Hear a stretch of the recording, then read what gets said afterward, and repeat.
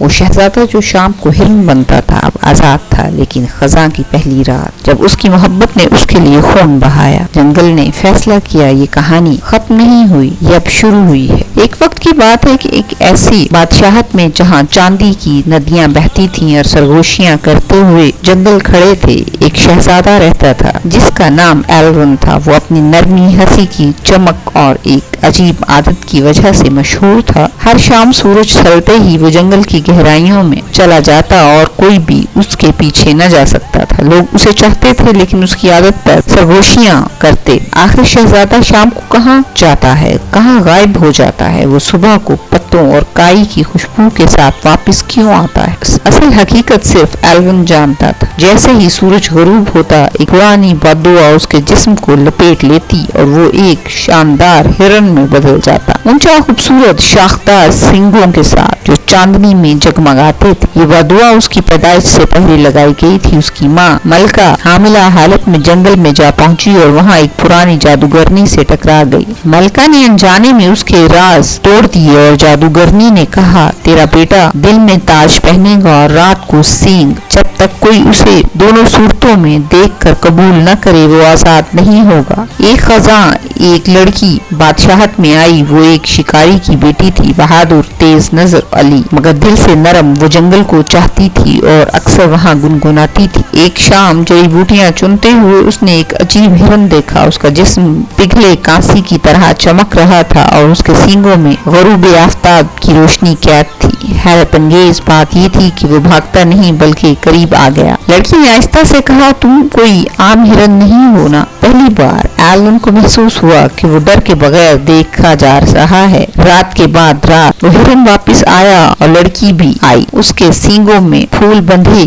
وہ سر جھکائے تاکہ اس کے قریب سر رکھ سکے۔ سحر ہوتے ہی وہ غائب ہو جاتا، لیکن لڑکی کو کبھی شک نہ ہوا کہ وہ کسی راز سے جڑا ہوا ہے۔ بادشاہ نے فصل کی خوشی میں ایک بڑی محفل رکھی۔ شہزادہ ایلون نے تاج پہنا اور مہمانوں کا خیر مقدم کیا، لیکن جب لڑکی سبز لباس پہنے ہال میں داخل ہوئی تو ایلون کے دل کی دھڑکن رک سی گئی۔ وہ اسے پہچان گیا کہ یہ وہی ہے جس نے ہرن کو اپنا دوست بنایا تھا۔ لڑکی نے بھی فوراً اس کی آنکھوں کو پہچان لیا، وہی آنکھیں جو جنگل میں ہر رات اس پر ٹکی رہتی تھی۔ لیکن اس سے پہلے کہ وہ کچھ کہہ پاتی سورج ڈوب گیا۔ بددعا نے شہزادے کو جکڑ لیا۔ وہ سب کے سامنے شرمندہ ہونے سے بچنے کے لیے بھاگ نکلا۔ لڑکی بھی اس کے پیچھے گئی۔ چاندنی رات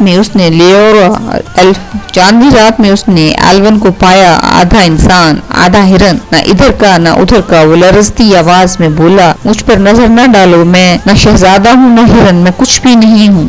لیکن لڑکی اس کے قریب آئی، اس کی آنکھوں میں آنسو تھے۔ وہ بولی، تم دونوں ہو اور تم سب کچھ ہو۔ اس نے اس کے سینگوں کو ایسے چھوا جیسے وہ تاج ہو اور اپنی پیشانی اس سے ملا دی۔ جب کوئی دونوں جنگل میں جادوگرنی کی آواز گونجی، جب کوئی تمہیں دونوں صورتوں میں قبول کرے تب ہی آزادی ملے گی۔ اسی لمحے بددعا ٹوٹ گئی، سینگ ہوا تحلیل ہو گئے اور ایلون پہلی بار رات کے وقت بھی مکمل انسان بن گیا۔ ایلون اور لڑکی ہاتھوں میں ہاتھ ڈالے محل لوٹے۔ لوگ خوشی سے جھوم اٹھے کہ اس کا شہزادہ آزاد ہو گیا ہے، لیکن ایلون نے جنگل اور اس ہرن کو کبھی نہیں بھلایا جو وہ کبھی تھا۔ ہر سال شام کو وہ لڑکی جنگل جاتے اور چھپنے کے لیے نہیں بلکہ اس ماضی کی یاد کو یاد کرنے جس نے اسے صبر، نرمی اور اصل محبت کا سبق سکھایا تھا۔ یوں وہ شہزادہ جو شام ڈھلتے ہی ہرن بن جاتا تھا ہمیشہ یاد رکھا گیا۔ ایسے ایلون کی شادی کا بہت بڑا جشن ہوا، پورا شہر جگمگایا، وہ خوشیاں مناتے رہے۔ ان کا شہزادہ اب آزاد ہے، لیکن کہانیاں ہمیشہ وہاں ختم نہیں ہوتی جہاں ہم چاہتے ہیں۔ شادی کے چند مہینے بعد ایلون اکثر رات کو جاگ جاتا، اس کے خوابوں میں اب بھی سینگوں کی بھاری جکڑن اور جنگل کی گونج سنائی دیتی۔ تم نے بددعا تو توڑ دی مگر جنگل کو چھوڑ دیا۔ لڑکی نے یہ دیکھا، وہ اس کے قریب آ کر بولی، کیا تم اب بھی اس ہرن کو یاد کرتے ہو؟ ایلون نے ہلکی مسکراہٹ کے ساتھ جواب دیا، وہ ہرن میں ہوں اور شاید اب بھی۔ ایک رات جب وہ دونوں جنگل میں گئے، پرانی جادوگرنی چاندنی میں ظاہر ہوئی۔ اس کی آنکھوں میں غصہ اور اداسی ملی جلی تھی۔ وہ بولی، میں نے بددعا ختم کی لیکن تمہارا خون اب بھی جنگل سے بندھا ہوا ہے۔ تم دونوں اگر جنگل کو بھلا دو تو یہ سرزمین سکون کھو دے گی۔ لڑکی نے ڈرتے ہوئے پوچھا، تو پھر ہمیں کیا کرنا چاہیے؟ جادوگرنی نے کہا، ہر سال یہاں خزاں کا پہلا چاند نکلے گا، شہزادہ ایک رات کے لیے بطور ہرن بنے گا اور اگر کوئی اس رات اسے نقصان پہنچائے تو बददुआ वापस आ जाएगी। चंद दिन बाद पहली खजा आई। एल्वन ने खुद को बदलते महसूस किया। उसके सींग वापस आ गए, उसका जिस्म हिरन बन गया। लेकिन लड़की अब उसके साथ थी। वो उसकी गर्दन पर हाथ फेरती और कहती,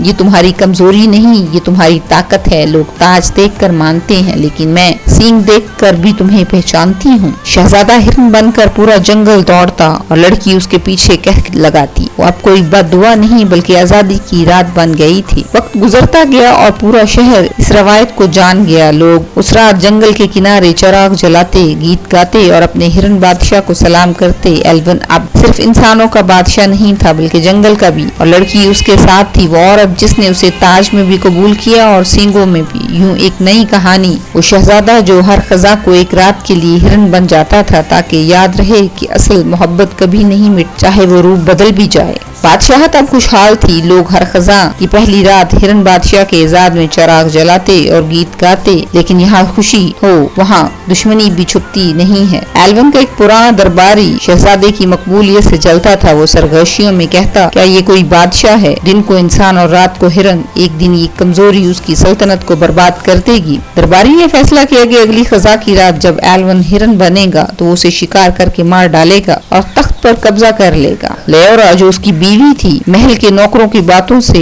दरबारी का मंसूबा सुना। उसका दिल दहल गया। उसने एल्वन को बताया कि वो हंस दिया। उसने बददुआ काट ली है, आप डरने की जरूरत नहीं है। लेकिन लेओरा जानती थी कि एल्वन हिरन की हालत में बेबस होता है। इसने दिल ही दिल में अहद किया कि चाहे कुछ भी हो जाए उसी रात अपने शोहर को अकेला नहीं छोड़े। खजा की रात आई। एल्वन दोबारा शानदार हिरन बन गया। सींगों पर चांदनी की रोशनी टूट रही थी। वो जंगल में दौड़ रहा था और लेओरा उसके साथ, लेकिन झाड़ियों में छुपे दरबारी और उसके शिकारी कमान लिए तैयार बैठे थे। जैसे ही एल्वन खुले मैदान में आया, एक तीर सीधा उसकी तरफ चलाया गया। लेओरा ने लम्हा जाया किए बगैर अपने आप को आगे फेंक दिया। तीर उसके कंधे को छू गया, लेकिन एल्वन बच गया। एल्वन ने अपनी आंखों में एक चमक महसूस की। लेओरा का खून जमीन पर टपक रहा था और पूरा जंगल जैसे जाग उठा। दरख्तों की शाखें हिलने लगी, परिंदे चीखे और हवा में जादू भरा। वो औरत जिसने सींगों को ताज माना, उसका खून जाया नहीं जाएगा। एल्वन के जिस्म से रोशनी फूटी। वो हिरन भी था और इंसान भी, दोनों एक साथ। उसने अपनी आंखों में जंगल की ताकत भर ली और एक धाड़ मारकर दरबारी और उसके आदमियों को अंधेरे में भगा दिया। लेओरा जख्मी थी मगर जिंदा। एल्वन ने उसे गोद में उठाया और कहा, अब मैं कमजोर नहीं, मैं इंसान भी हूँ और हिरन भी। ये दोनों मेरा हिस्सा है और अब कोई दुश्मन इनका मुकाबला नहीं कर सकता। इस दिन के बाद एल्वन को सिर्फ बादशाह नहीं कहा जाता था बल्कि दोनों जंगल और दुनिया का बादशाह कहा जाता था और ताज का वारिस और जंगल का मुहाफिज भी। लेओरा